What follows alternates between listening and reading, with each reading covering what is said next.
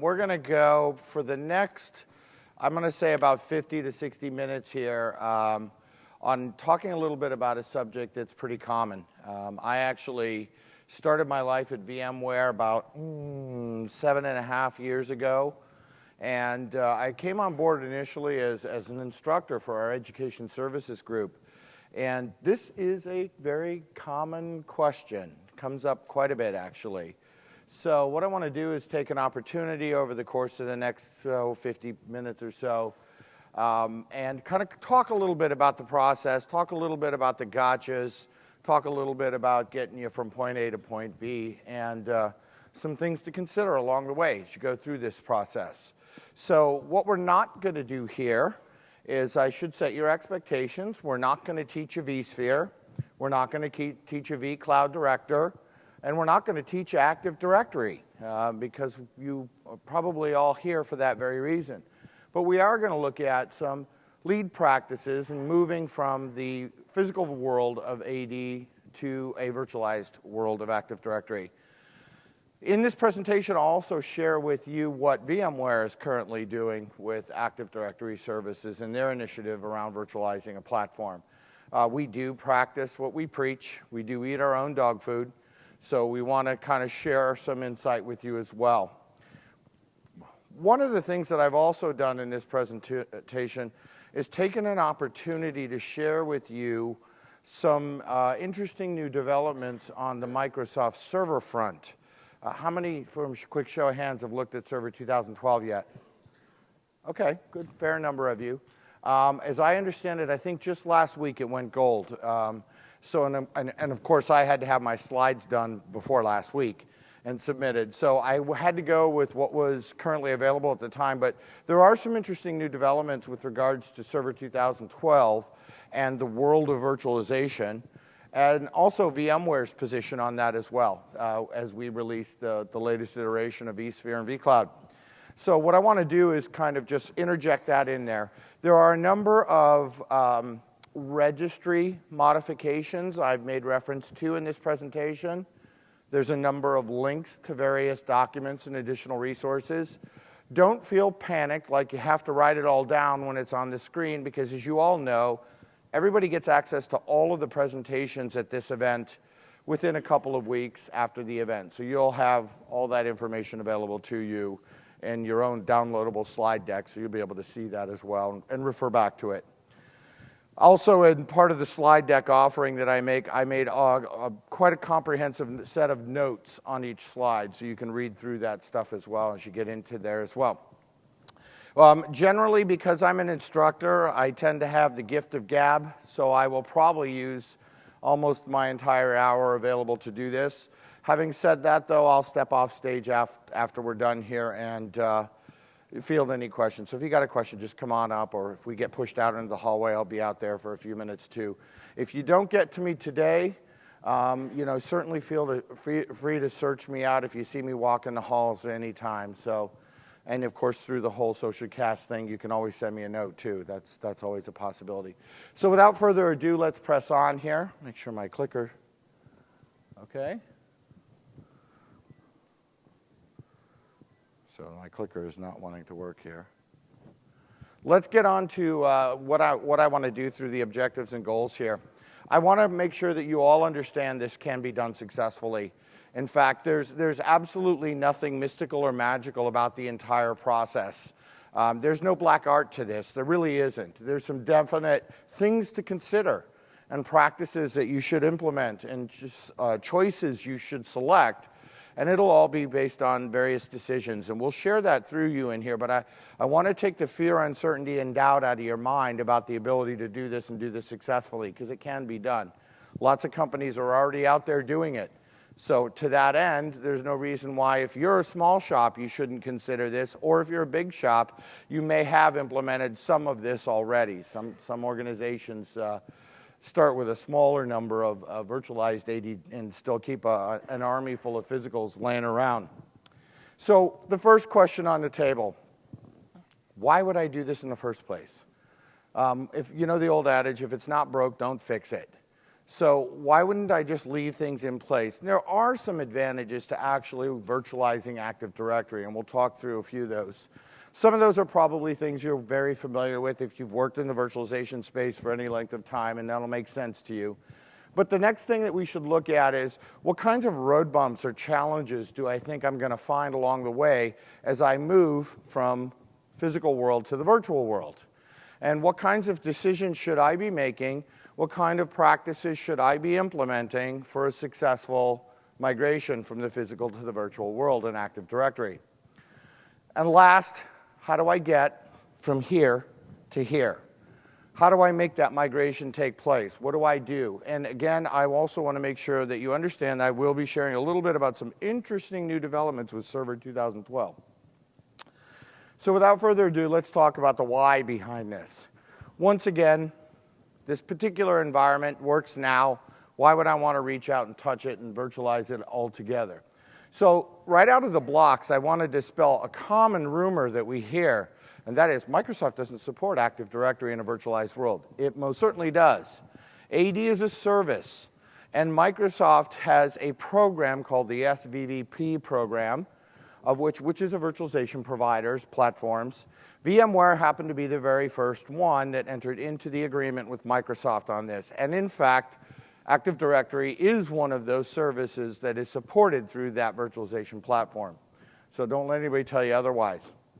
You can gain some performance enhancements from the virtualization platform or concept in general. You can build some pretty massive VMs nowadays with our latest incarnation of vSphere. I mean, you can build terabyte virtual machines and 32 of memory and 32 processors. So you could build a pretty good size virtual machine. Now, AD by nature is not a CPU intensive service. It is more memory intensive than it is CPU intensive. So we'll talk also in this presentation, near the end of this presentation, I will share with you some thoughts about what you should do and construct your virtual machine that's going to become your AD domain controller. Obviously, it allows us to do the common thing that virtualization always does, and that's server consolidation. You know, obviously, we can now take fewer pieces of hardware and maximize the density so that we could put multiple virtual machines on that. And I think probably everybody in the room here, if you're familiar with the virtualization concept, get all of that. And by nature, that just helps us, you know, obviously reduce costs across the board. Of course, the funny thing is that I remember the day that we obviously, years ago, when we'd say, server consolidation is a great way to save a lot of hardware costs. And then some of the clients and some of my students start coming back, but they'd say, yeah, Chris, but VMware's created a new problem, and that is that VMs are so easy to build and deploy that you've now just had us building multiple instances of Windows servers, and you're driving our licensing costs up on the Microsoft side of the house. So it just, I guess it depends on where you are in the world of things. There's a lot of dynamic elements to virtualization. I mean, virtualization in our world allows us to dynamically allocate resources to virtual machines on demand. And of course, there's a lot of flexibility within that world in doing all of that. Let me start with this. I put this slide up because it's got a couple of interesting links in it. This is the link to the SVP program, which again, you guys will all have access to this slide, and you can certainly look at that. The two links are the applications and the servers that are supported by this program. And on the, you can see the list of applications that we've got in here. And if you look on the far right-hand side, you'll certainly see that ESX has been actually a component of this program for a long time now, up through the time and beyond, meaning that our latest incarnation should be on this list, but because we didn't announce that till this week, I couldn't add it to the list. It's catch-22. And at any event, so we've been in this program for quite a while now. So that means it is fully supported in there as well. You know, you can standardize, obviously. That's one of the key elements about this whole thing. One of the interesting new developments that's taken place with Server 2012 now is, if you've not looked at this, is the ability to build clonable DCs. Because that's a problem. That's been a problem in the past. Why was it a problem in the past to clone a domain controller? What'd you run up against? Duplicate SIDs, right? and that created a problem.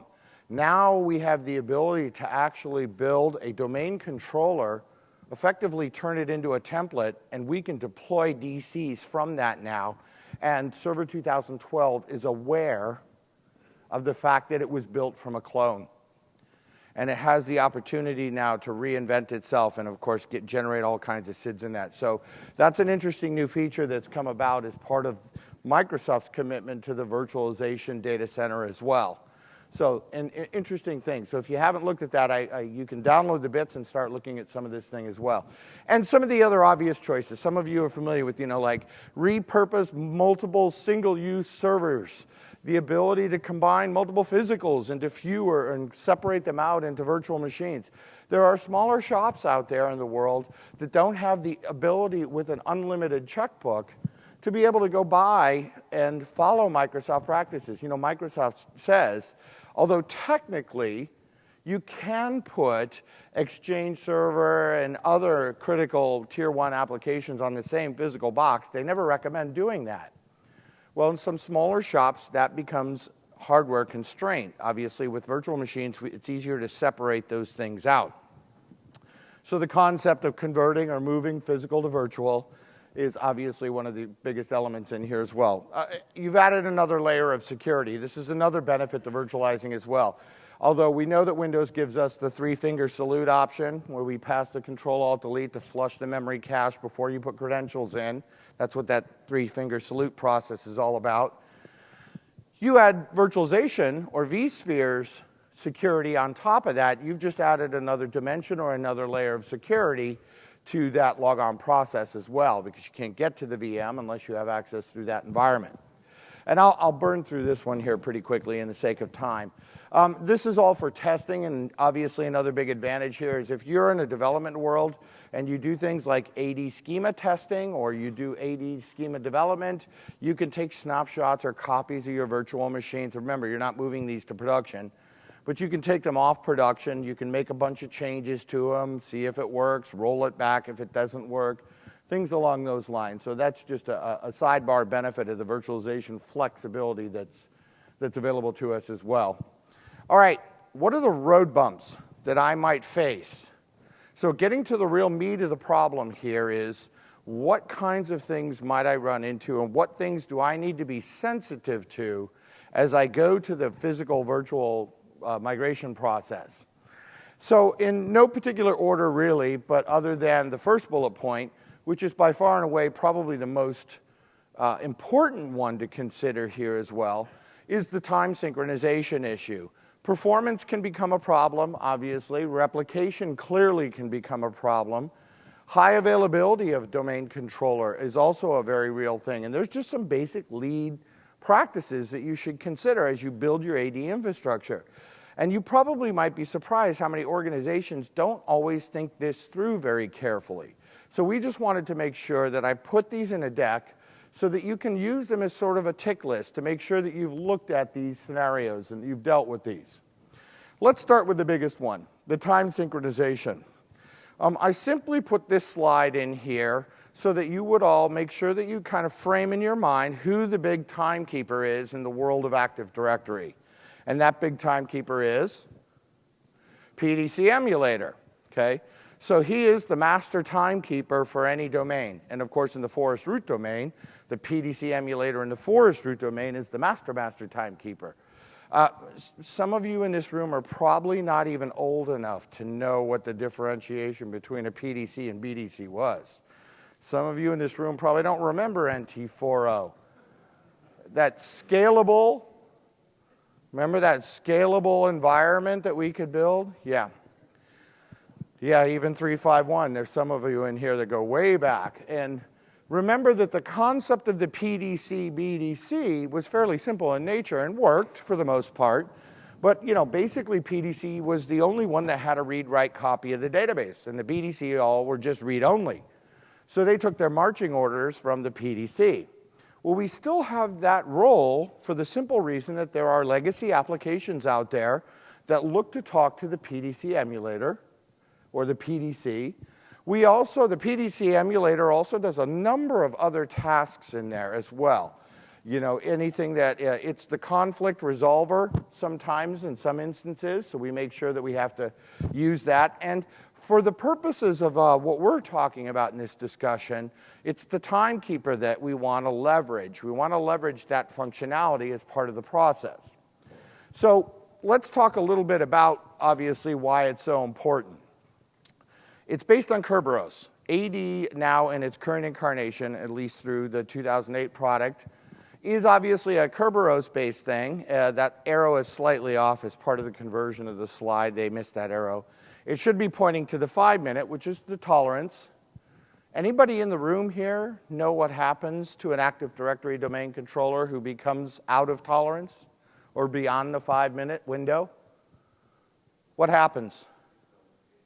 Logon authentications begin to be rejected. Session tickets that you use to run around the AD and access resources expire. You run into some pretty nasty little issues. Databases become out of sync, so changes don't always get replicated. It becomes a problem. There's no question about that. So we know the why it's so important. How does that affect the virtualization world? Which is ultimately what we're really trying to get to here. So in the let's backpedal for just a second here, and let's take our lives back to when we did our CompTIA A+ Hardware 101 class. How does an operating system maintain time on a physical piece of hardware? Well, the answer is during a post process, something called an interrupt timer is set during that post that's based on the CPU clock cycles of that machine. And for those of you that are familiar with music, it's like a metronome. It just tick, tick, tick. It's a constant. And based on the CPU cycles, it's constantly ticking. And an operating system uses this interrupt timer to run and process timer ticks on a regular basis, which keeps it on time, a regular basis. And now the challenge here becomes in the world of virtualization, why this is so important is that if a virtual machine in a virtualization platform doesn't need CPU cycles, the hypervisor isn't going to give it CPU cycles. So if you've got another virtual machine that happens to be a particularly nasty virtual machine that consumes CPU cycles, it could do that to the expense of the domain controller and starve it from CPU cycles.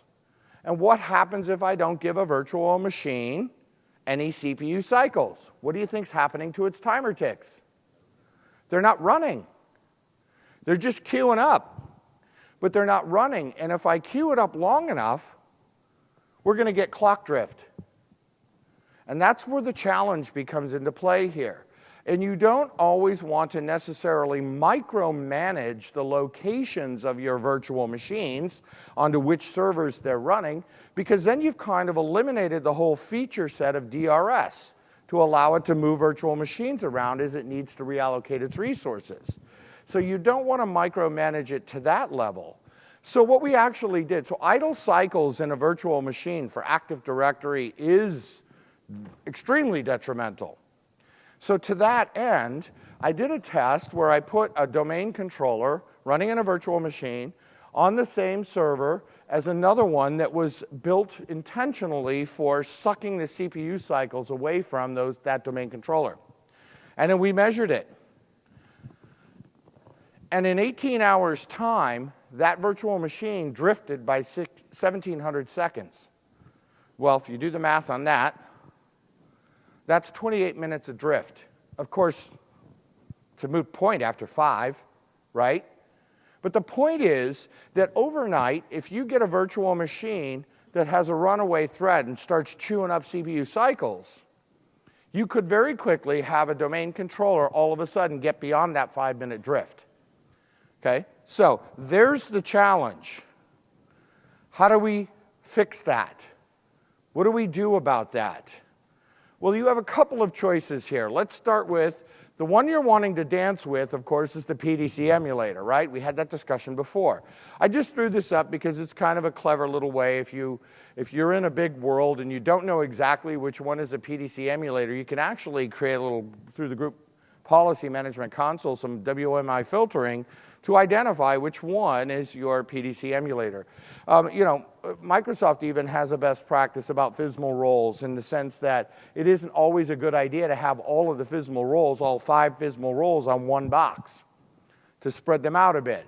And they've even got a number of papers. I've made reference to them, and we're not here to do AD, as I said. And they're in the additional resources pages there. You can look them up. But they've got best practices, tactics about how to handle the FSML role piece of it.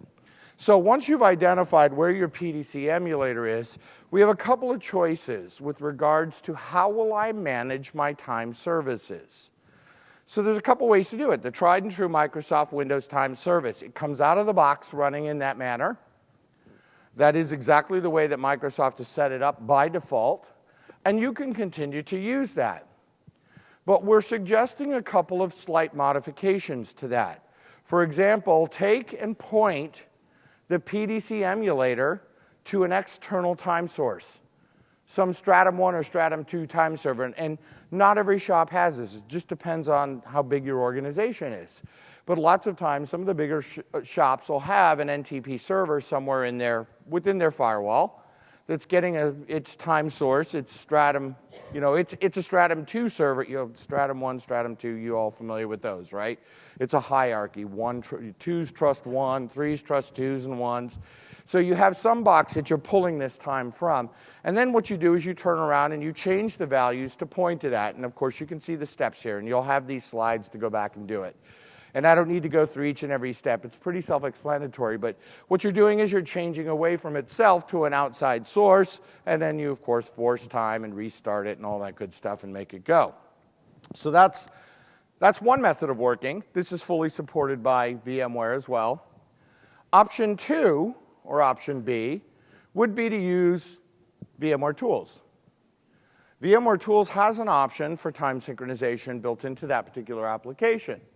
And what we would do then instead is we'd change the parameters so it does no syncing of an outside source.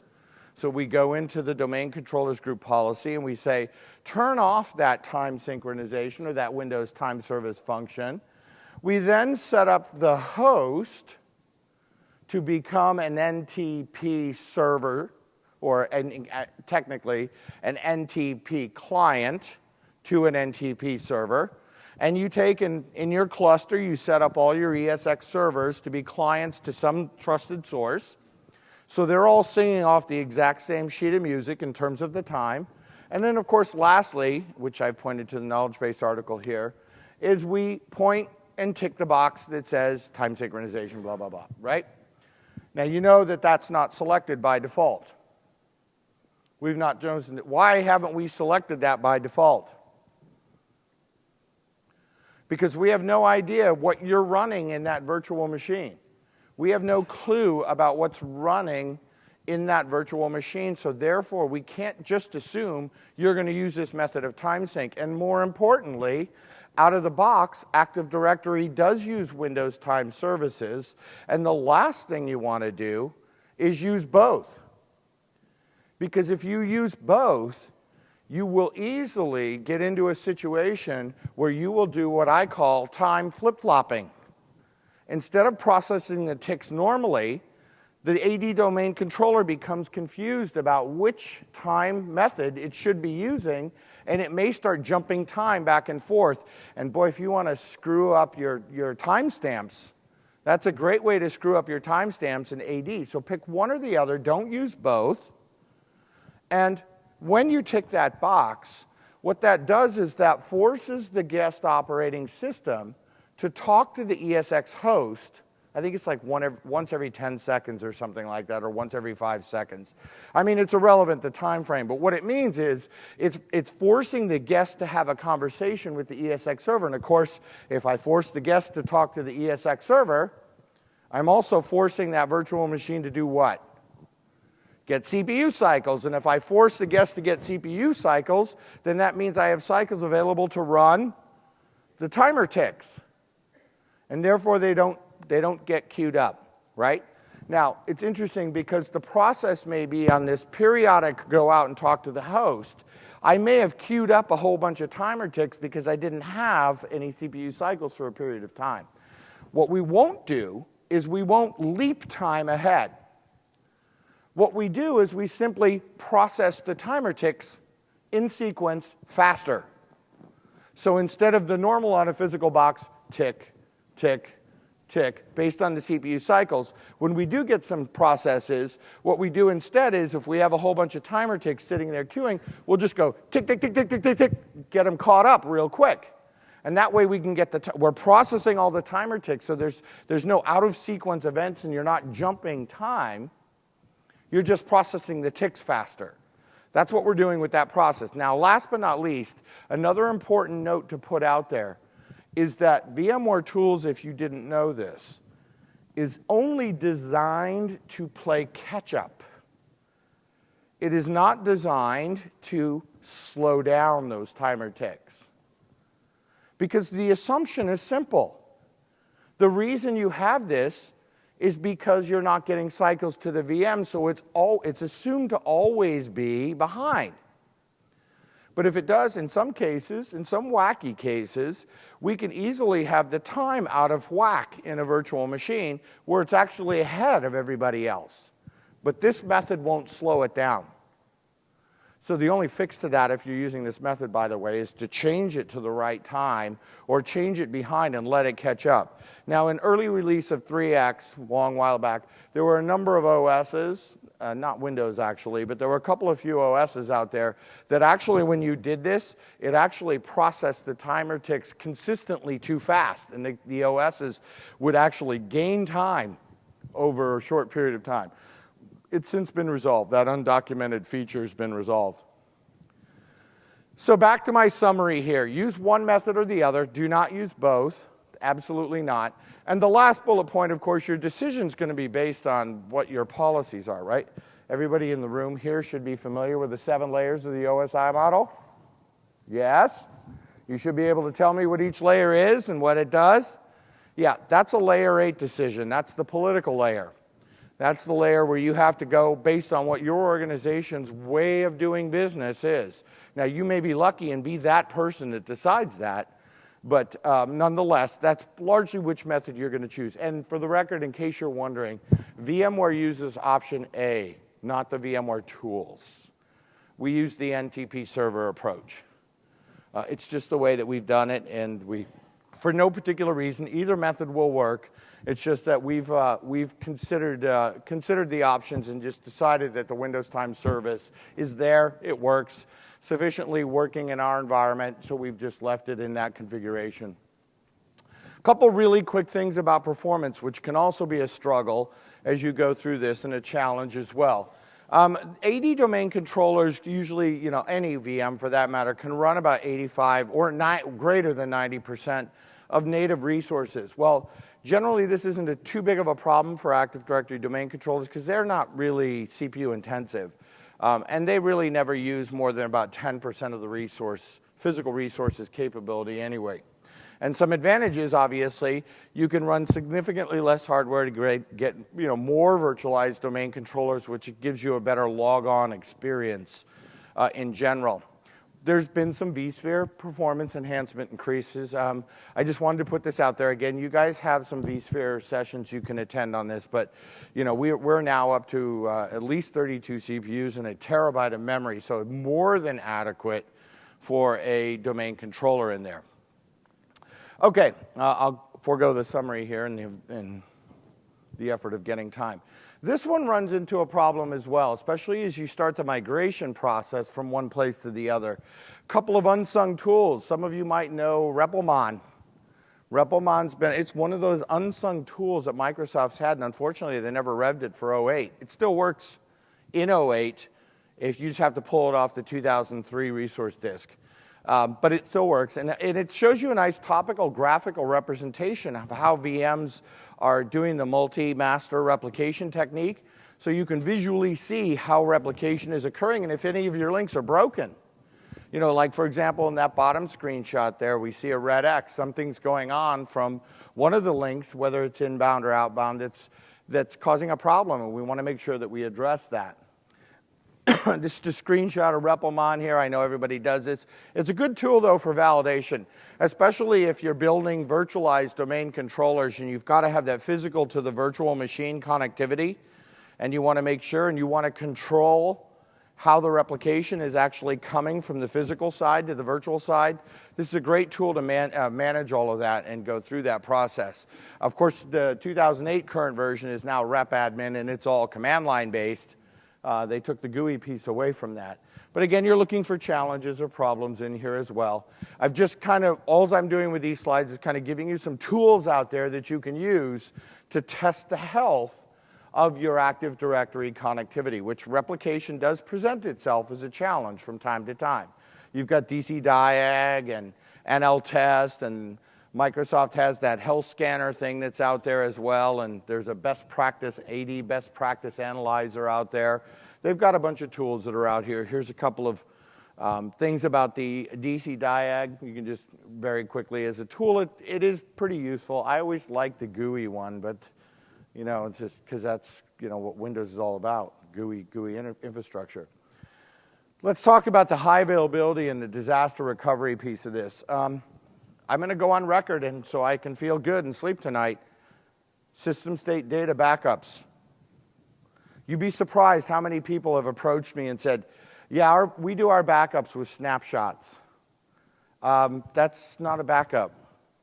Now, having said that, let me qualify my statement, because most backup software uses snapshotting to perform backups, but they don't leave them out there in perpetuity. They take a snapshot. The reason they snapshot the VM is so they can lock it, and then they put the changes in the snapshot file, and they capture the image of the machine that they've snapshotted. But when that process is over, it takes the snapshot file and adds it or combines it with the original and then removes the hold on the VM. So that's just a technique that backup software uses to do that.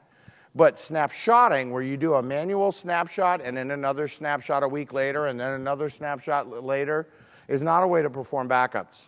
And that becomes a bit problematic in there as well. There's the FSML role placement link that's in there as well.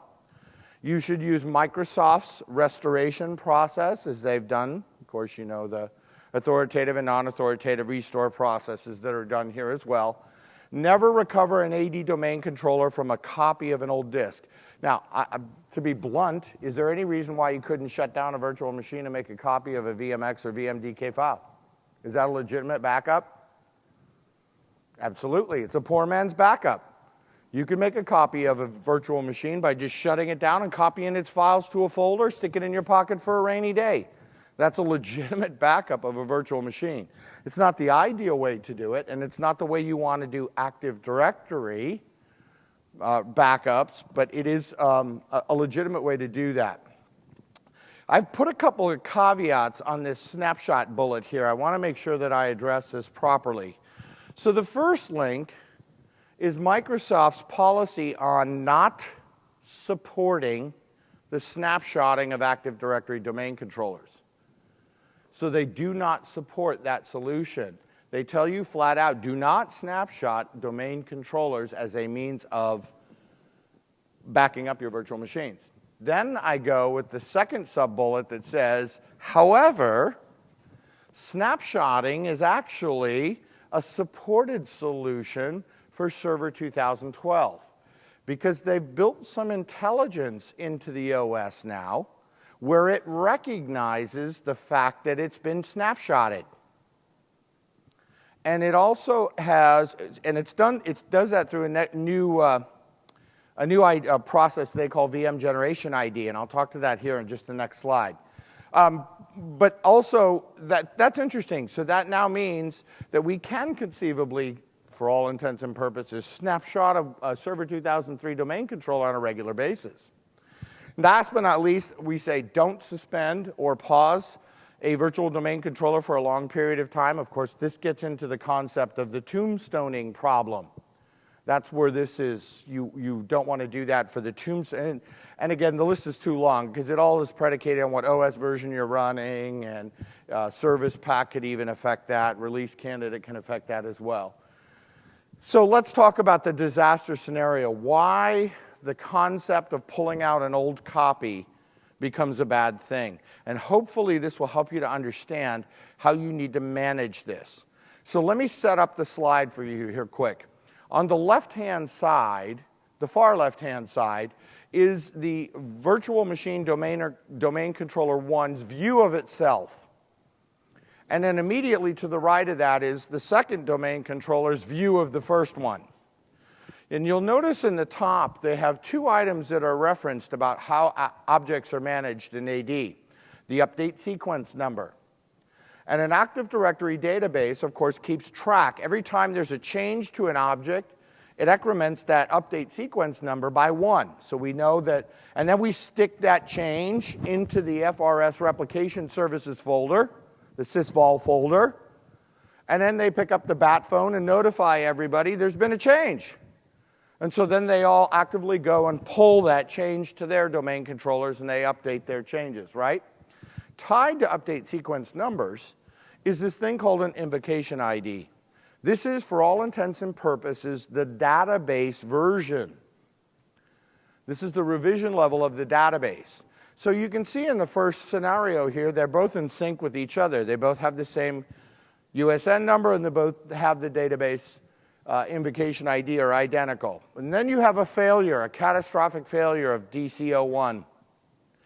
You say, hey, I made a copy of those files 8 months ago, and they're right here in my pocket, and I pull it out, and I stick it in, and I power it up. Now, the challenge becomes that as soon as you do that, that old copy of that old backup has the same database ID, but a much older update sequence number. So what do you think the second domain controller is going to do with the changes on the first one? So if you're making changes and updates on the first domain controller that you pulled out from a copy that's way back to 11,500, what do you think server number 2 is going to do with those changes on server number 1? Ignore them, because they're older than mine. And the reason, since they're older than mine, I have no interest in them. So now you've all of a sudden got databases that are out of sync and they're not replicating to each other, even though the first one is thinking it's making a whole bunch of changes. So that's where you get into the problem here. Of course, the problem with this is that you haven't done the proper restoration, the authoritative, non-authoritative restore process. Because by going through that process, what you've done is you've told the first domain controller to change its database ID. And now since I just revved its database ID, then the second domain controller looks at that and goes, that's a different database, so I need those changes. And that's how we keep them in sync. Here's what's happened, guys. With Server 2012 now, the VM generation ID for snapshotting is basically a derivation on the Invocation Id database piece. So that's how the intelligence is now built into Server 2012 for snapshotting and using those snapshotting mechanisms. And that's kind of the scenario that you get into, and that's one of the big changes that's coming forward in there. Here's another one. You know the infamous priority levels that you can set on virtual machines, right? Now, let me caveat this quickly, because remember, this is in the event of a catastrophic failure in your cluster. Right? If you have a catastrophic event and one of the hosts fails and you need to spin up those virtual machines, what's going to happen is it's going to look at the priority levels for those virtual machines. Remember, it'll only power on the virtual machines that were running at the time of the failure. And when it looks at them, if it is resource constrained, that is, the remaining horsepower left in the cluster is only capable of powering up 2 VMs, not all 6 that were on the failed host, then it looks at the priority levels and brings them up in that order. However, if there's enough capacity to bring up those 6, then priority levels are irrelevant, because there's enough remaining horsepower to bring them all up. So they aren't even considered. But has anybody in the room here ever had the joy or the luxury of having an Exchange server boot that couldn't talk to Exchange box couldn't talk to a domain controller? You ever had that happen? Yeah, Exchange loses its mind if it can't talk to an AD domain controller. And it gets into this funky thing where you can't turn it off and you can't stop it. Because it's still, I'm looking, and it's losing its mind. So in that kind of scenario, you should consider these. Maybe a DC should be, or at least one DC, should be a high priority VM coming back up so that you don't lose it. Likewise, the anti-affinity rules, right? In a cluster configuration, you could get into a situation very easily where you end up with all DCs on one host, and then it vaporizes. And now you've got no DCs, right? So the beauty of this is, I know the first iteration of this, when we first came out, only allowed you to build a DRS anti-affinity rule between two VMs. So you had to build multiple anti-affinity rules, A and B and C and A and C. You had to do all that crazy stuff. Since then, we've of course modified the anti-affinity rules to include a number of servers in there as well. So look at that too. Make sure you're in a scenario where you don't end up in that particular world. Okay, once again, here's the link to the Microsoft doesn't support the snapshotting of DCs, a reference to the Tombstone issue. Again, this all ties back to make sure you do your system state data backup. Now, the next question, how do I get from here to there? I've now, based on all the intelligence in my brain in this fantastic presentation, I'm now going to move from my physical AD world into my virtual AD world. And how do I do this intelligently?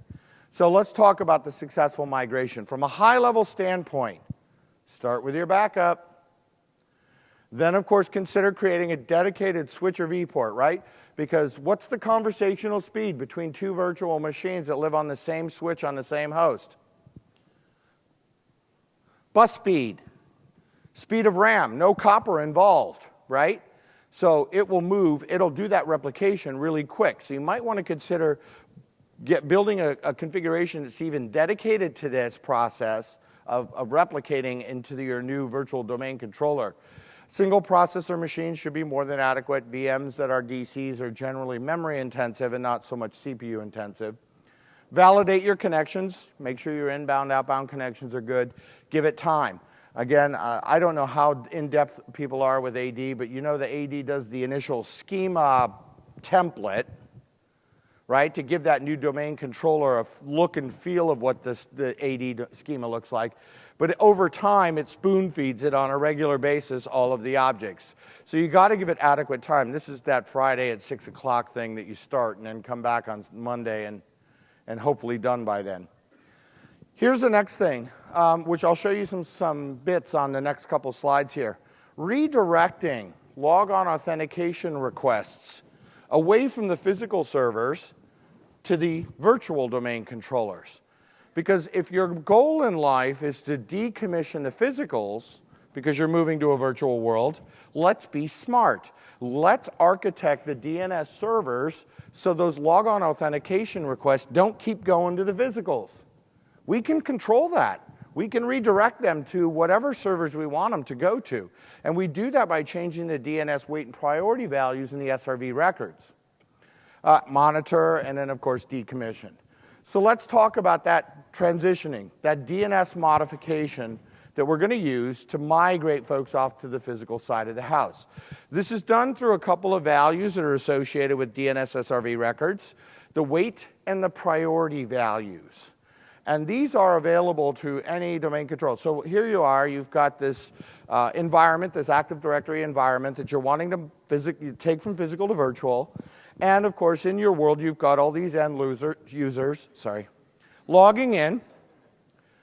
And they do whenever they do that three-finger salute and they say, hey, I want to log into domain controller, what that client does is it picks up the phone and calls the DNS server and says, tell me where the closest domain controller is. And that's, of course, done through the SRV records, through the Kerberos and LDAP records that live inside DNS. So what if we were able to change some values such that we say, we don't want you to use that one, and we don't want you to use that one, we want you to use these. And you can control that behavior through these values that you have in here. Now, the two values, starting with the DNS weight, which is the first HKLM entry that you see in here, the LDAP server weight value that's in here. This is a registry hack. You can do this through the GUI too. That defaults to a value of 100. And it means so when it does that query to DNS and it has the LDAP and the Kerberos records in there, what it's saying is every domain controller is set to 100 by default, which means there's a 100% chance that it's going to receive a logon authentication request. Well, if you artificially deflate that to a very low value, to like 25%, then you've now, relative to the 100% ones, now what you've done is you've just controlled, relatively speaking, the likelihood that this box or this particular domain controller is going to receive that logon authentication request. Because it's the greater likelihood it's going to go to the hundreds instead. And likewise for the one that's called the LDAP server priority value, this is also increasing the likelihood, or decreasing, I should say, the likelihood that that particular domain controller will receive a logon authentication request. That value is set to 0 by default, which means all domain controllers are created equal. So that means everybody's equally likely to get a logon authentication request. You jack that up to an artificially high number, you can almost with some certainty guarantee that that DC never receives a logon authentication request. So that's a way to point people away from the physicals to the virtuals, right? In fact, these are values you should be doing for the Pdc emulator, because that Pdc emulator is a busy little beaver in AD. He does a lot of different things in there, and if you have enough DCs to support your logon authentication requests, you should consider maybe weaning him out of the pool anyway. Here's basically the GUI. That graphic got moved over here, my apologies. But basically, if you just click on an LDAP record, just double click, you can see the weight and priority values in there. So of course you do this for your Pdc emulators and any physical boxes that you want to change the value to. And that's one way to kind of start the weaning process away from those machines. Let's talk now, switch up here. And we've done some DNS modifications. We've done some AD modifications. Let's talk about the construct of the VM itself. So you can see in this first bullet I say add and modifies and search functions. Active Directory is still based on the JET technology, the JET database technology, which is a transactional mechanism.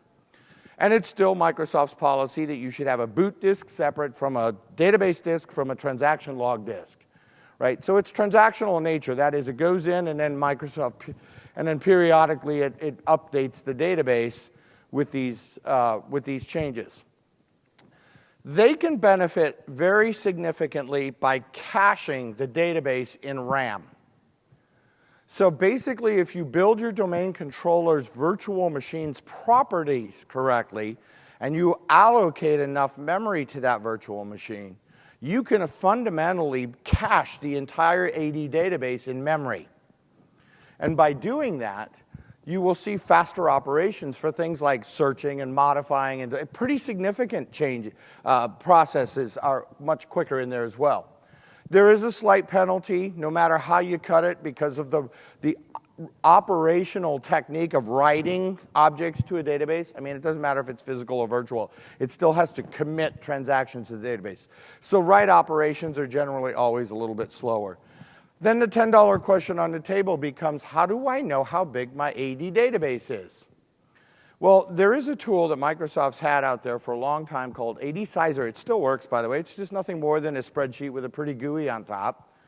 That basically all it does is says, okay, how many users you got? How many computers in your domain? How many security groups do you have? And when you start plugging those numbers in, it'll spit out a calculated size of the AD database. And you can take that and you can say, oh, well, my AD database is 2 gigabytes in size.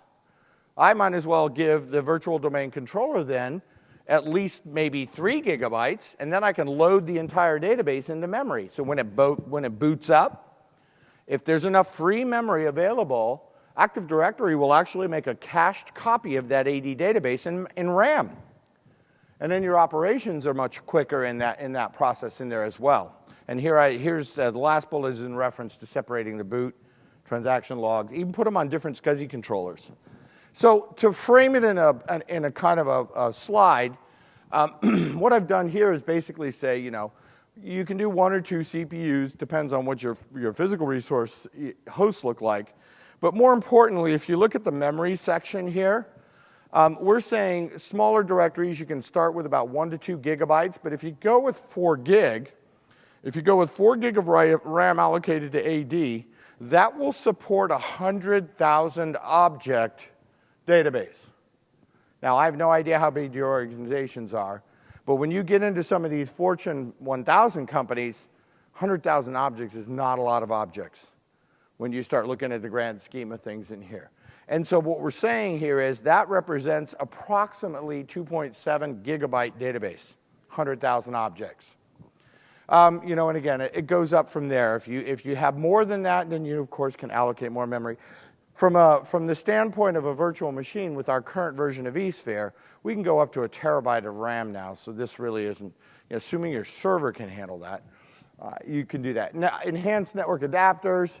Here I've even talked about how to break out the SCSI controllers down here at the bottom. So you create multiple SCSI controllers for these VMs, separate them out. Classic stuff in that type of environment there. So again, you have access to all these slides, so you can reference, go back and look at all these things here as well. So here's a couple of last-minute things that I wanted to put in here into the presentation. Synchronize Pdc Emulator to an external time source. Kind of set that up in the front end. Avoid snapshotting or redoing. Again, some of you maybe remember the day back in ESX2, 2X, where we did redos. You can actually still do that today. That's the independent disk, if you're familiar with how to do that in a virtual machine. And regularly monitor your AD replication. Don't suspend them for a long period of time. Regular system state data backups. You can do things like utilize the AD recycle bin, the GUI recycle bin. That is now kind of cool in 2012 as well. And here's the reference of the, the 2012 virtualization support here. There's the Cloneable reference document from Microsoft. So if you want to read about this or look at it, you'll notice here I took a screenshot on a server configuration that I worked on. It's got a group now called Cloneable Domain Controllers. So literally you can fundamentally build a DC that you can create clone copies from. And by doing that, because one of the things that I will staunchly say pre-2012, I get the question a lot about, should I P2V a physical domain controller to a virtual machine? The converter process. I'll give you the short answer, no. My experience is the success rate on that's about 30%.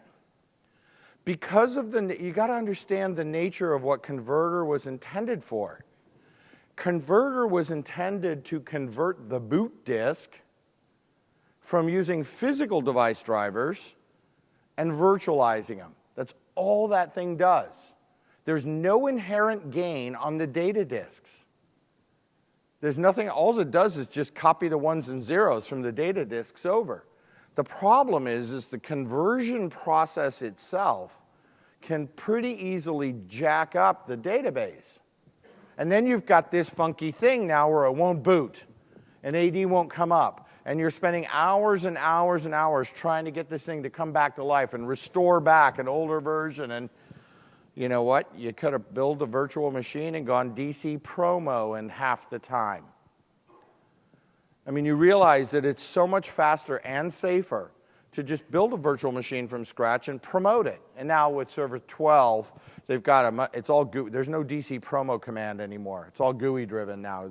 It's actually looks really nice because it goes through the process of actually doing a number of health checks along the way in the promotion process. It's a pretty clever little thing. And again, because of the nature of the VM generation ID thing, we're now supporting snapshots. And by the way, VMware 5.1 supports VM generation ID. So if you can get, obviously, what we're trying to say here is we knew this was coming. We knew they were building support for this. And we've taken it upon ourselves to make sure. And the most important thing about that snapshotting is it doesn't roll back the USN number. That's the key piece. And we talked about that before. So this is the future of what's coming. And as I heard, it did go gold. What does our environment look like? Just thought I'd give you an update. I just sent this out a couple weeks ago to the internal guys. And they came back. Here's the updated. Just to give you, we're running 55 domain controllers strong. Yes, we have one physical. And guess which is the physical? The Forest Pdc Emulator. With the changes in Server 2012, we are now considering going 100 prints. So we're at 99 and 3/9, right? So we're considering going 100% because of the updated change in there. It's just one of those things that we've had it there for a long time. The Pdc emulator is still remaining to be a physical box. It does point to an NTP time source inside our house, which is then, of course, updating from the outside world as well. And remember, I told you of the two options, we are using Windows Time Service and not VMware tools, just what we've elected to do. And we've been running that successfully for over 7 years now without a hiccup. Okay, let me get through these last things here just to point them out to you. I've got a couple of slides with lots of links to various things, including some of the Server 2012 stuff and some of our new items in here. Here's a couple of other additional reading. There's a white paper that's out there about virtualizing Active Directory on our site, which you can see the link to right there, and some case studies and so on and so forth. All right, thank you all very much. I'll step off the stage here if you've got any questions.